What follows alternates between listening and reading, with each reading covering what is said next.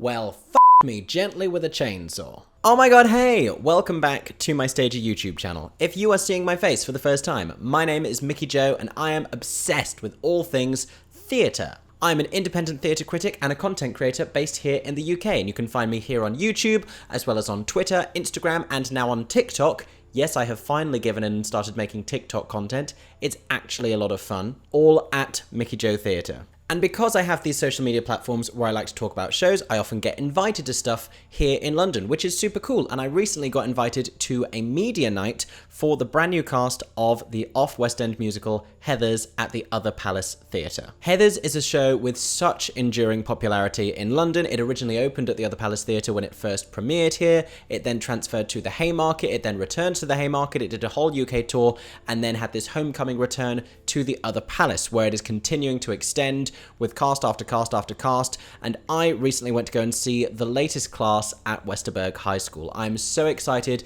to tell you all about these performances. I've talked about the show a little bit before, so I'm specifically going to be focusing on the cast and their interpretations of these roles in today's video. If that sounds like the kind of thing you may be interested in, then stay tuned, and make sure you subscribe to my channel for plenty more content just like this. So this was a really exciting night at the theatre for me. Heathers is a really fun show, the Other Palace is such a great venue, everything lined up to make this a really positive, a really enjoyable theatrical experience. And I really love few things more than getting to see a show I've seen before with a completely new cast, where literally not one performer is someone I've seen in that role before. And even though some of them had been returning from previous versions of the show, for me, this was a complete new cast of performers, so I hadn't seen any of these before.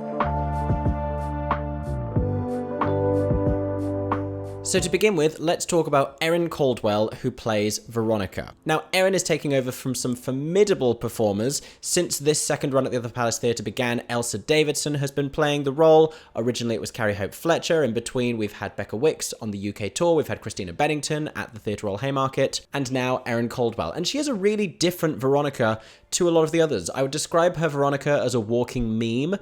A lot of the comedy choices she makes are really fresh and feel really modern, which, yes, it's a show set in a previous decade, but it definitely has this modern sensibility when it comes to its humor, so that's something that I think can still work, even though you're playing a sort of a vintage era. What's interesting as well is so many lines in the show worked for me in a new way, because Erin's Veronica is a lot more feeble, and just when confrontations arise, she backs down a lot more quickly. A lot of the other Veronicas were very feisty in the face of bullying, and Erin's Veronica, you really feel like she is a victim the entire time. She has so many lines throughout the show where she talks about needing the Heathers for protection, and being popular is going to get her safely through high school. And I don't think those really hit for me until I saw this version where I was like, yeah, she really needs this, because like they could break her. And so I enjoyed that layer to the character very much. The vocals were fantastic. They have found so many brilliant vocalists to play Veronica Sawyer.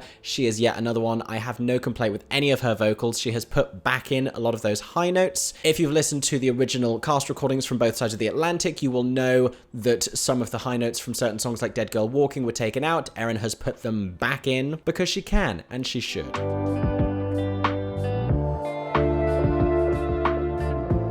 Now, opposite Erin as JD is Nathanael Landskroner, and he is the performer I may have been the most excited to see in this show. So Nathanael has been touring with the cast of Waitress, and a little while ago I got to see him go on and play Dr. Pomatter. He'd been understudying in the role, and he was fantastic. I saw him at press night in Woking a while back. But I loved this rock tenor edge to his voice and the fact that he could play charming and goofy at the same time. And a lot of that pointed towards him being able to play the same things in JD. Vocally, it made a lot of sense. And I was at the same time really curious to see some of the things that I hadn't seen, you know, like that grit and that darkness and that intensity that you don't get in a Dr. Pomatter, but that you would expect to see in a JD. So I was really interested to see a kind of similar but different performance from him. And it's also a discernibly younger character. So it was interesting to see anyone go from Dr. Pomatter to JD. Like, we've seen cast members go from Heathers to Waitress, but I feel like comparatively rarely have they done it the other way around. And if I'm being completely honest, not that I like to bring anyone's physical appearance into it when I'm talking about a review, but he does read a little older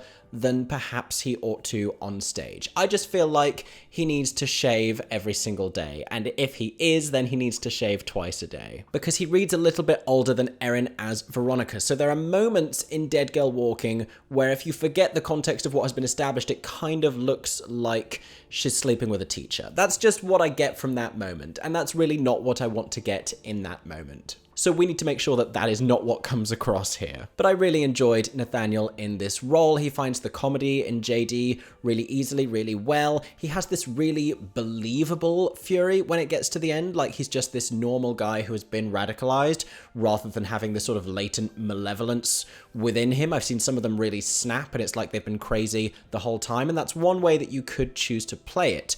But he does something slightly different, where it feels like he could have been completely ordinary and he could have had this happy existence were it not for circumstance, and he's just driven to this by the end of it, rather than he's been secretly waiting to unleash this fury the entire time. It doesn't feel like he came to Sherwood, Ohio with murderous intent so much as it was brought out of him by situations that arose. And again, vocally, zero complaints, zero whatsoever. He has a great voice. It works really well for this role.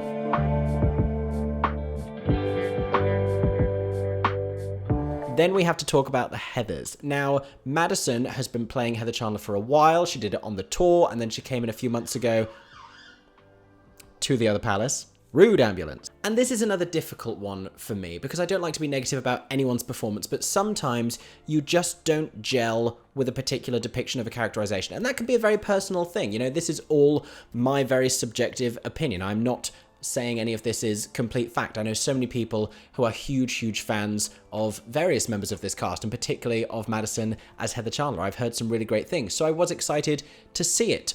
And for me, she is another one who has these enormous shoes to step into. Jodie Steele found just about every single moment you can as Heather Chandler, finding comedy, finding lines that would get a huge response, vocal moments, and intensity and bitchiness, and so many different shades. And she'd had so long to develop this character for being in the show as long as she was, more than any of the other original cast members, that by the last time I saw her, she had this really developed characterization, which was really fantastic, and she just about stole the show. The issue I have with Maddison is every line reading is kind of delivered in a similar robotic monotone. And I get that there's a reason for that. Like, she's playing this kind of cold, bitchy thing. Transfer to Washington. Transfer to Jefferson. And she does this whole, like, dead behind the eyes, mega bitch, cold intensity thing where she could really care less about anything that's going on around her.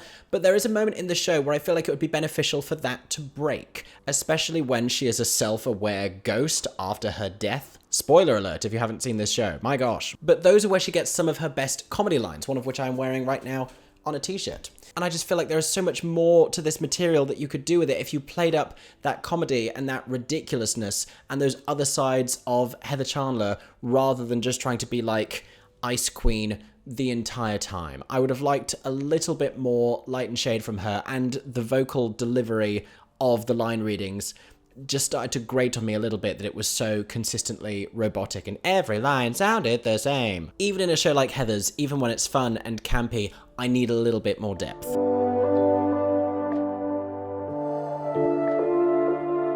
I always find it interesting with the other two Heathers that they can be taken in such different directions. The last time I saw the show, Inez as Heather Duke really reinvented that role for me, and hers was one of my favourite performances. Vivian Panka does something completely different to her, where she feels a lot more mature and a lot more grounded, and like she's got a lot bubbling under the surface before she even comes to supremacy and power within the school's social hierarchy. Vivian was last seen by audiences on the UK tour of 9 to 5, playing Judy, where she got to sing the infamous Get Out and Stay Out, belt up a storm at the end of the show. I didn't get to see her in that, but I was expecting big things vocally because she'd played that role, and she did not disappoint. Loved her vocals in this show, and I loved Maddison's vocals as well. I didn't mention that, but gave me all the vocals I needed as Heather Chandler. Of the three Heathers, perhaps the most interesting for me was Jasmine Beel, who has just taken over as Heather McNamara, and she does a lot of very interesting, very new and very unique things with the role that I have not seen before. I've seen a bunch of Heather Macs in my time, and they all play somewhere between this timidity and this slightly unhinged quality. She leans really far into the whole unhinged, kooky thing. She's very wide-eyed. I mean, one of her first lines in the show is the whole thing with, like, the meat cleaver down the center of the skull and having matching halves. So, you know, there's definitely scope within the material to play her as this slightly deranged girl. Jasmine is all wide eyes and massive smile, even when completely harrowing and devastating things are going on. And it's really up until the point of Lifeboat where she completely snaps and maybe just a little bit overshoots the runway on that one for me. Her lifeboat gets really, really big, and I would like for it to be reined in just a little bit. I feel like that performance almost got away from her a little bit. Because it has the stillness of the beginning, and then you play the everyone's pushing, everyone's fighting, and it was just maybe too much physicality. I'm not even sure, but it was definitely a bit much. That being said, I loved her scenes afterwards. I loved her moments with Erin as Veronica. I loved the release of all of the pills that she had in her mouth, where she is spitting them out one by one. That's always hilarious. She played it really well. She found all of the comedy moments she needed to in this character and found some new original ones that I hadn't even thought of before.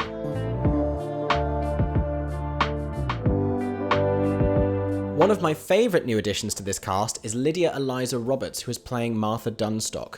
One of my favourite performances of this latest version of the show. She's a really honest Martha. The acting moments that she has throughout this show are just so striking and so impactful. And again, this is a role I've seen played various different ways before. You know, some of them have played more on the comedy, where they as actresses have known that this girl is funny even though she doesn't know that she's funny. Some of them have leaned really far into just the sadness. Lydia particularly is heartbreaking as Martha and has so many just sincerely heartfelt, upsetting moments. And her performance reminded me how important Martha is as a character in this show. You know, to an extent it's about Veronica, but Veronica does not suffer particularly in this narrative. Yes, she gets slut-shamed, and yes, she gets traumatized by her boyfriend, and there are objectively bad things that happen to her.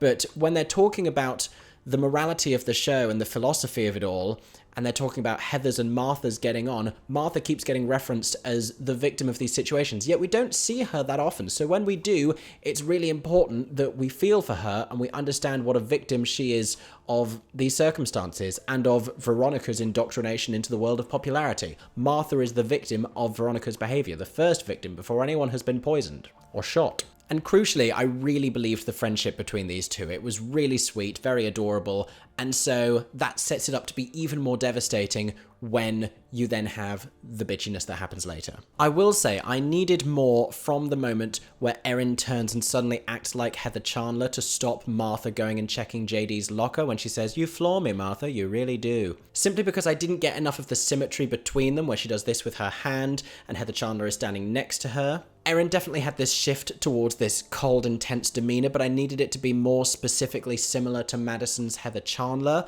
I needed that comparison to be very obvious, where she would suddenly look at herself and realise what she had become and who she had become specifically. Rather than just, oh no, I've become so mean, it's, I'm turning into that very thing that I thought was evil. I also think Lydia had exactly the right balance in the song Kindergarten Boyfriend. And now this can be a difficult one to get right, because the whole thing is heartfelt and honest and emotional and triggering and vulnerable, but the lyrics are giving you comedy. So it's a very difficult thing to play. Do you try and get some laughs out of it, or do you deliver it in a completely sincere way? I've seen both approaches taken before. Both can be effective. You know, I've seen actresses who have just delivered the whole thing totally sincerely as this very sad, very moving ballad, and then Lizzie B had a very different take on it, where she would clip the ends of lines like, "Then he woke up," and it made the whole thing feel slightly lighter and slightly comic, because if you look at what the lyrics are, it makes sense for this to be a comedy song. My kindergarten boyfriend and I, and a horse with wings. And then all of the specificity about where they're flying, like above the faculty parking lot. Like, it's allowed to be a funny song. They have written this in this slightly tongue-in-cheek camp way. So at the performance I was at, what Lydia ended up doing was there was a little bit of acknowledgement of the song's humour in its early verses, but then we had this definite shift towards sincerity at the end. And I think on balance that works very well.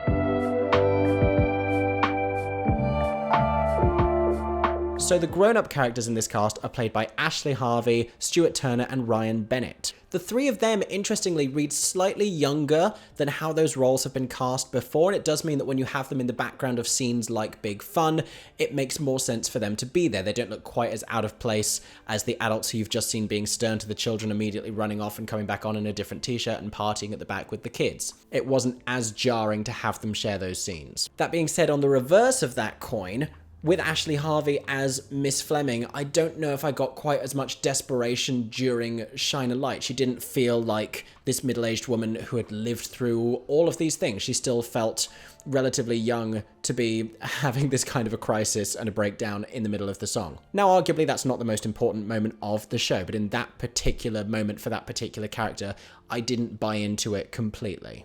I actually liked her best as Veronica's mum in the first scene where we meet her, where she has this slightly frosty confrontation with Heather Chandler, and she then warns Veronica about going off with them. I thought that was very sincere, very wholesome, just a very genuine maternal moment, and I really bought that relationship between her and Veronica. And it's nice to have some sincerity in that scene. In fact, with both parents, I bought into the sincerity of that family dynamic a lot more this time than I think I maybe ever have before, and some of that was down to Erin Caldwell finally making the line "because you're an idiot, Dad" work for me, because the way she did it and the way she laughed afterwards, like it didn't seem like she was being patronising to her father, it made it seem like an in-joke, which is what it's supposed to be. So I bought the three of them as a family. Maybe it also helps that Erin reads that little bit younger as Veronica, so it's easier to buy into a family dynamic.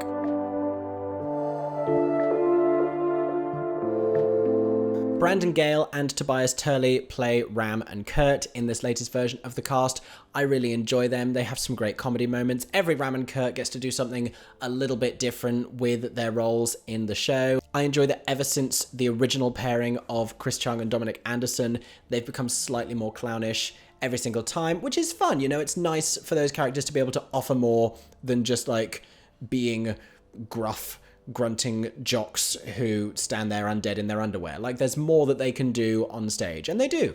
They have a great rapport with each other when they're doing their little nod moments after they've just backed each other up, and they really understand the vibe and the tone of the show and its comedy and this kind of campy parody genre. I'd say everyone in this cast does. They understand the energy that it needs, and they understand the humor style and everything that makes Heather's work as a concept.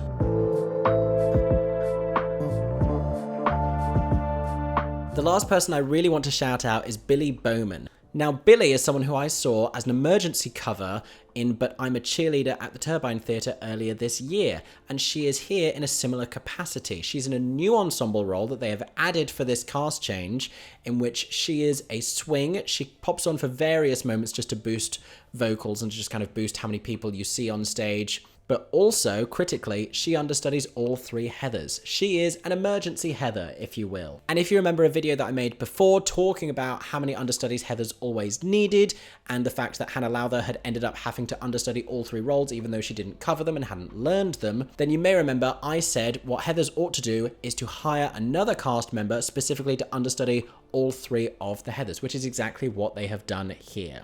As I record this video, they are still having a couple of teething problems. It's early in the run, and Billy hasn't necessarily been rehearsed into all of those tracks, but I'm hoping having her in the cast is really going to make the difference. I think this is a really admirable decision.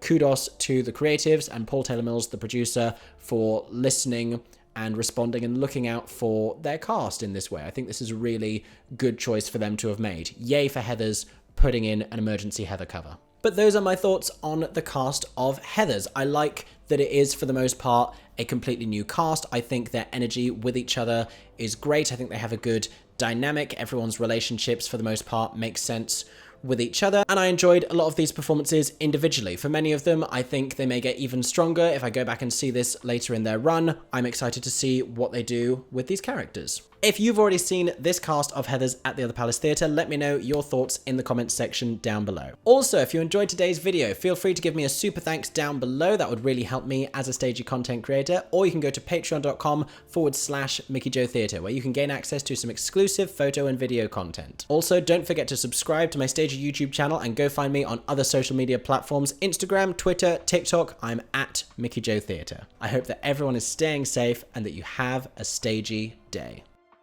For 10 more seconds, I'm Mickey Joe Theatre. Oh. Oh my god, hey. Thanks for watching, have a stagey day. Subscribe!